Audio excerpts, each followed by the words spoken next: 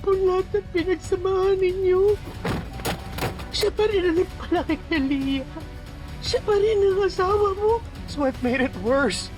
Pinakasalan ko yung taong pumatay sa asawa ko! And finally, ngayon nahanap na rin natin kung sino talaga yung pumatay sa kanya. Kailangan na natin magmadali. Ang kailangan natin, mas maraming ebidensya. Kailangan natin maghanap ng paraan para ma-question natin lahat ng hawak nila. Sisiguraduhin namin wala ka ng second chance. Hindi ka na makakalusot. Amber, anak! Huwag mo akong tawagin, anak. Pinatay mo yung mami ko! Pinatay mo yung mami ko! Tinako mo kami all these years! Now you're gonna pay for it! Hindi ko pinatay yung nanay mo, Wilfred! Hindi ko pinatay si Joy! Maniwala kayo sa akin! Hindi mawawala, hindi mababago, na ang alam ko lang ay magmahal sa'yo. Nahihirapan. Sinungaling ka? That night na hinuhuli yung ate mo, you kept on saying na she's innocent when she's not. Alam ko na yung buong detalye. Afraid din yung buong kwento. I've heard enough stories and I've seen enough. Lahat kayo nagsabwatan. Si Manang Pilar, si Tita Lorena, whatever her name is, and you! Akala ko pamilya tayo. Akala ko magkaibigan tayo. Ay, grabe, hindi mo naiintindihan. Inosente yung ate ko. Hindi niya sinasadya, hindi siya yung pumatay. Hindi siya mamamatay tao. But she lied. Didn't she? At ikaw, nagsinungaling ka rin sa akin. She lied for years, ever since na nakilala ko siya. At ikaw,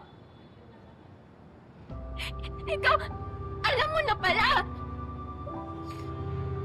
Habang pinapapasok ka namin sa bahay namin, habang pinaparamdam mo sa akin na safe ako, habang akala ko there's something real going on between us.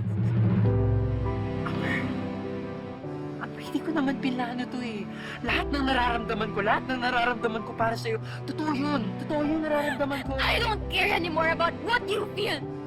Kung sa tingin niyo hindi kayo guilty, then let the court decide on it. At kung yung kapatid mo ay innocent, then let her prove it. Magbabayad yung kapatid mo sa ginawa niya sa mommy ko at sa lahat ng panloloko na ginawa niyo sa amin.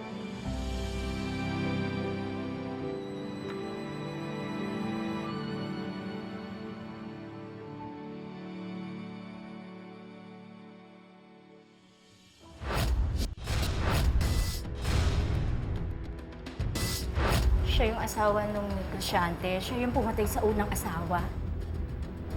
Social killer? May pearls pa yata dati. Wala kayong ganyan. Hindi pa nga natin alam ang tunay na kwento niya eh. Welcome sa impyerno! Welcome sa impyerno! Reyna ng kasinungalingan!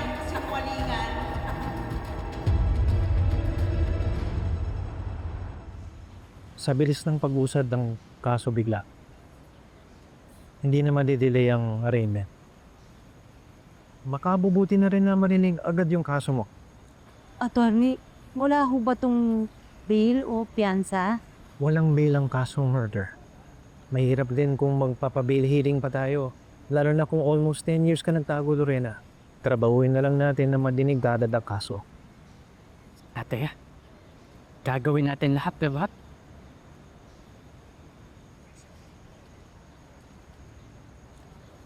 Nakita ko yan sa bag ko.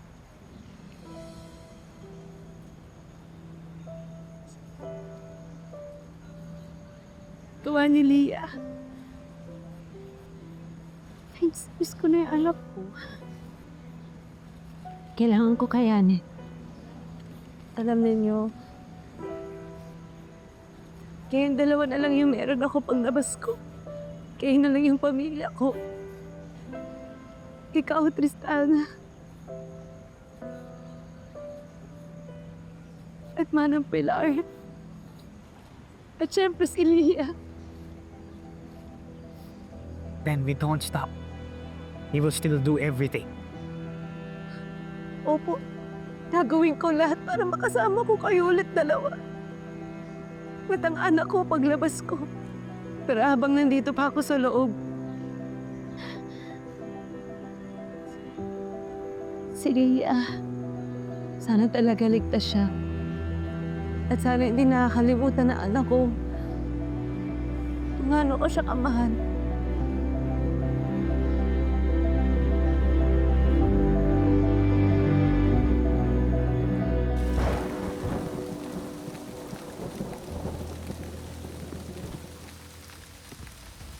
Paano nawawala si Leah? Kasi po, kanina sir, nakita ko nakaayos pa yung unan. Parang may tao pero wala na po talaga siya, sir eh. Wala na din yung po yung bag niya dito eh. Bakit kaya siya umalis? Hahanapin ko si Nainay at Uncle Tristan. Hahanapin ko sila. Tia! Tia! Anong ginagawa mo dito? Bakit mag-isa ka? Hinahanap ko po si Nainay. Lia, tara na! Umuwi na tayo, baka pagalitan ka pa ng daddy mo. Ayoko! Lia, alam mo ba kung nasa yung nanay mo at ang Uncle Tristan mo? O di ba hindi? Kaya tara na, umuwi na tayo. Delikado. Ayoko! Lia, tara na, umuwi na tayo kasi delikado. Tara na! Ayoko sa mama! Lia, ano ba yan? Tama na to! Ano, pwede ka lang pabayaan eh. Sir, wala ko siya talaga sa buong bahay. Tinawag ko na rin po eh. Naganap ako sa kusina, sa garden, sa labas. Wala ko talaga. Lia! Makinig ka sa akin. Sige nga, pag tinuloy mo to, mawawala ka lang. Sige nga, paano pa kayo magkikita ng nanay mo at ng Uncle Tristan mo kung nawawala ka? Paano pag bigla sila pumunta sa bahay tapos wala ka doon? Eh di lalong hindi kayo magkikita. Eh, di tutulungan mo ako! Bawal yung bata doon sa kung nasan sila. Kaya tara na, umuwi na tayo. Hinahanap ko nga sila, di ba? Lia, alam mo ba yung puting van na nangunguha ng mga bata?